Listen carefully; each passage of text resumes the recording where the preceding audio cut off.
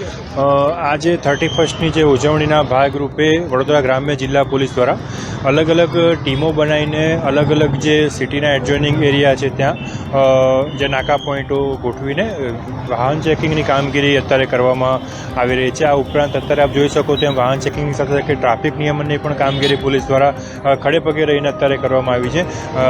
કામગીરીમાં body Warne camera અને જે બ્રેથ એનર્જી સાથે આપણે ડ્રિંક એન્ડ ડ્રાઈવના પણ અત્યારે ઘણા કેસો આપણે કરેલા છે. એની કામગીરી પણ અત્યારે આપણે ચાલુ છે. જી અત્યારે વડોદરા ગ્રામ્ય જિલ્લા પોલીસ દ્વારા અલગ અલગ જગ્યા પર જે આપણે જે પોઈન્ટો રાખ્યા હતા ચેકિંગના તે દરમિયાન ઘણા ડ્રિંક એન્ડ ડ્રાઈવના કેસો કરેલા છે, જેની વિગત આપની સાથે પણ પછી શેર કરવામાં આવશે.